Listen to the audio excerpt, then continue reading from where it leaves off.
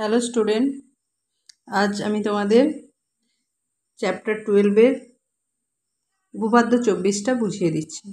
আগের দিন তোমাদের কি করেছিলাম, উপপাদ্য 23টা করিয়েছিলাম, অনুসিদ্ধান্ত 1 করিয়েছিলাম। তো আশা করি সেটা বুঝতে পেরেছো। আর আজকের ভিডিওতে আমি উপপাদ্য 24টা বুঝিয়ে দিচ্ছি, মন দিয়ে শুনবে আর অবশ্যই ভিডিওটাকে ফলো করবে ঠিকঠাক। আর তোমাদের জন্যই করছি, তো তোমরা এটাকে চেক করে দেখলে, যদি ঠিক করে দেখো, ভালো করে বুঝতে পারো, লাইক করবে, সাবস্ক্রাইব করবে, অবশ্যই শেয়ারও করবে, তাহলে আমি আরও তোমাদের জন্য ভিডিও বানাতে ইচ্ছে করব। ঠিক আছে? তো দেখো এখানে কি দিয়েছে। এখানে দিয়েছে তোমার প্রমাণ করতে হবে ত্রিভুজ ও যে কোনো ত্রিভুজ ও কোনো সামান্তরিক একই ভূমি ও একই সমান্তরাল যুগলের মধ্যে অবস্থিত হলে ত্রিভুজের ক্ষেত্রফল কি হবে? তোমার সামান্তরিকের ক্ষেত্রফলের অর্ধেক হবে। এটা আমাদের প্রমাণ করতে হবে।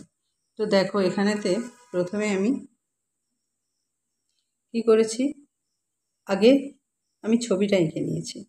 কি করেছি আমি ছবিটাতে কি করেছি দেখো, প্রদত্ত ত্রিভুজ এবিসি সামান্তরিক এবিডি, একই ভূমি এবি ও একই সমান্তরাল যুগল এবি ও ইডি এর মধ্যে অবস্থিত। যদি সিডি লেখো তাতেও কিন্তু ভুল নেই, সিডির মধ্যে অবস্থিত বললেও হবে। যেমন দেখো এখানে ছবিটা আমি কি করেছি, এবিসি হচ্ছে ত্রিভুজটা নিয়েছি, তার সাথে এবিডি সামান্তরিক নিয়েছি। তারা দেখো একই ভূমির মধ্যে আছে আর একই সমান্তরাল যুগল সিডি, ডিটার মধ্যে পরেই তো সিটা অবস্থিত, তার জন্য আমরা সিডিটাকে নিচ্ছি একই ভূমি আর একই সমান্তরাল যুগল সিডি আর এবি, এর মধ্যে এবিসি আর এবিডি সামান্তরিকটা অবস্থিত। আমাদের কি প্রমাণ করতে হবে? ত্রিভুজ এবিসি এর ক্ষেত্রফল সমান হাফ ইন্টু সামান্তরিক এবিডি এর ক্ষেত্রফল। ঠিক আছে? তো তার জন্য আমি এটা প্রদত্ত যেটা লিখেছি তোমরা দেখতে পেয়েছো। তারপরে দেখো কি প্রমাণ করতে হবে সেটা বললাম। ত্রিভুজ এবিসি সমান হাফ সামান্তরিক এবিডি, মানে হচ্ছে ত্রিভুজ এবিসি এর ক্ষেত্রফল সামান্তরিক এবিডি এর ক্ষেত্রফলের অর্ধেক। এবার অঙ্কন কি করেছি দেখো, অঙ্কন করেছি আমি যে এখানে ছবিতে দেখো, এখানে অঙ্কনে কি লিখেছি, এ বিন্দু দিয়ে বিসি এর সমান্তরাল সরল রেখা অঙ্কন করলাম, যা বর্ধিত ডিসি বা ডিকে এফ বিন্দুতে ছেদ করেছে। তো এখানে কি করেছি, এ বিন্দু দিয়ে, এই যে এ বিন্দু, এফটা অঙ্কন করেছি। এফটা কার সমান্তরাল? বিসি এর সমান্তরাল অঙ্কন করেছি এ বিন্দু দিয়ে, যেটা কি করেছে, বর্ধিত ডি বা বর্ধিত ডিসিকে এফ বিন্দুতে ছেদ করেছে। ঠিক আছে? তার মানে দেখো আমরা কি পাচ্ছি, এইটা তো এর সাথে সমান্তরাল, তার মানে এই পুরোটাই সমান্তরাল, আর এইটা এর সাথে সমান্তরাল অঙ্কন করেছি। তাহলে এই যে আমি এবিসিএফ চতুর্ভুজটা পাচ্ছি, তার এইটার সাথে এইটা সমান্তরাল, এইটার সাথে এইটা সমান্তরাল, তার মানে এটা কি হয়ে যাচ্ছে বলো তো, একটা সামান্তরিক হয়ে যাচ্ছে। সেটাই আমি প্রমাণে লিখেছি। প্রথম দেখো, এবিসিএফ চতুর্ভুজের এবি সমান্তরাল এফসি, সেটা প্রদত্ত দেওয়াই আছে।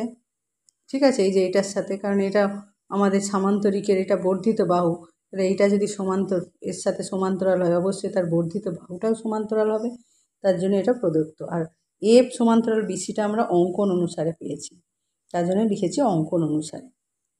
তাহলে অতএব এবিসিএফ একটি কী হয়ে গেল, সামান্তরিক। কেন? আমরা জানি কোনো চতুর্ভুজের বিপরীত বাহুগুলো যদি সমান্তরাল হয় তারা সামান্তরিক হয়।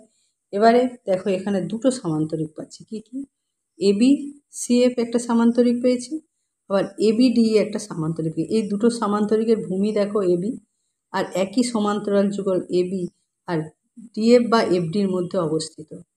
এটা আমরা 23-এর উপপাদ্যতে করেছি যে দুটো সামান্তরিক যদি একই ভূমি একই সমান্তরাল যুগলের মধ্যে অবস্থিত হয়, তাদের ক্ষেত্রফল কী হয়, সমান হয়। তার মানে সামান্তরিক এবিসিএফ এর ক্ষেত্রফল আর সামান্তরিক এবিডি এর ক্ষেত্রফল দুজনের সমান হবে, সেটাই এখানে লিখেছি দেখো। তা সামান্তরিক এবিসিএফ আর এবিডি এর একই ভূমি এবি ও একই সমান্তরাল যুগল এবি ও এফডি এর মধ্যে অবস্থিত। তাহলে সামান্তরিক এবিসিএফ এর ক্ষেত্রফল সমান সামান্তরিক এবিডি এর ক্ষেত্রফল হবে। দুটো ক্ষেত্রফল সমান হয়ে গেল। এবারে দেখো তারপরে কি লিখেছি, সামান্তরিক এবিসিএফ এর কর্ণ এসি। হ্যাঁ, এখানেতে দেখো এবিসিএফ হচ্ছে যে সামান্তরিকটা পেয়েছি, এই সামান্তরিকের কর্ণ হচ্ছে এসি। তোমরা কর্ণ জানো, একটা চতুর্ভুজের দুটো কর্ণ হয়, এখানে এসি একটা কর্ণ, বিএফ একটা কর্ণ হবে, কিন্তু বিএফটা আমাদের দরকার নেই, এসিটা এখানে দরকার। এসি কর্ণ, এসি সবসময় একটা সামান্তরিকের, তোমরা সামান্তরিকের ধর্ম চ্যাপ্টারে করেছো যে একটা সামান্তরিকের কর্ণ কী করে, সামান্তরিকের দুটো সর্বসম ত্রিভুজে বিভক্ত করে। তো এখানেতে এসি কী করছে, ত্রিভুজ এবিসি আর ত্রিভুজ এসিএফ দুটো সর্বসম ত্রিভুজে ভাগ করছে, তার মানে এরা দুজনেই সমান। তার মানে কী হয়ে যাচ্ছে, ত্রিভুজ এবিসিটা কী হবে, এই সামান্তরিক এবিসিএফের কী হয়ে যাবে, অর্ধেক হয়ে যাবে। ঠিক আছে, আবার এবিসিএফ কার সাথে সমান, এবিডি এর সাথে সমান, তাহলে ত্রিভুজ এবিসিটা যদি এবিসিএফের অর্ধেক হয় তাহলে অবশ্যই এবিডি এর অর্ধেক হবে, সেটাই আমি এখানে লিখেছি। দেখো এটা কি করেছি, যে কর্ণ আমরা কি জানি, যে সামান্তরিক এবিসিএফের কর্ণ এসি, এটা লিখেছি। তাহলে কি হবে, সামান্তরিকের কর্ণ কী করে, সামান্তরিককে দুটি সর্বসম ত্রিভুজে বিভক্ত করে। তার সর্বসম হলেই অবশ্যই তাদের ক্ষেত্রফল সমান হবে। ক্ষেত্রফল সমান হলে সর্বসম নাও হতে পারে, কিন্তু যদি সর্বসম হয়, সর্বসম মানে কি, তাদের প্রত্যেকটি বাহু, প্রত্যেকটি কোণ সমান হবে, তারা দেখতেও একই হবে, সব কিছুই সমান, সেটাই সর্বসম।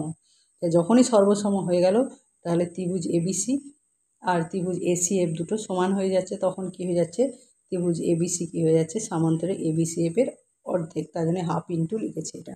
এবার এবিসিএফ কার সাথে সমান, এবিডি এর সাথে সমান, তার জন্য হাফ ইন্টু সামান্তরিক এবিডি লিখেছি। তাহলে আমরা কি প্রমাণ করতে পারলাম, ত্রিভুজ এবিসি এর ক্ষেত্রফল সমান সামান্তরিক এবিডি এর ক্ষেত্রফলের অর্ধেক, এইটাই আমাদের প্রমাণ করার ছিল। তাহলে আশা করি তোমরা সবাই বুঝতে পেরেছো। আর এটা সামান্তরিকের তোমাদের স্টেটমেন্টটা যেটা উপরে দেয়া থাকবে, এটা অবশ্যই মনে রাখতে হবে, নাহলে কিন্তু অঙ্ক বুঝতেই পারবে না কি করেছি। ঠিক আছে, ওইগুলো দেখে ঠিকঠাক করে পড়ে লিখে নেবে। আর আশা করি আমি যেভাবে বোঝালাম তোমরা বুঝতে পারবে, আর তোমাদের জন্যই বোঝানো। ঠিক আছে, তো আজকের জন্য এইটুকু, পরের প্রয়োগগুলো তোমাদের অঙ্ক অনেক আছে, সে করে দেবো, তোমরা আমার ভিডিওটা ফলো করো, তাহলে সেগুলো পেয়ে যাবে। আর এগুলো তোমাদের সেকেন্ড সামেটিভ এক্সামের জন্য তো খুবই ইম্পর্টেন্ট, তো সেকেন্ড সামেটিভ এক্সামের জন্য আমি করছি, তোমরা একটু এগুলো দেখে লিখে নেবে। ঠিক আছে, তো আজকের জন্য টাটা।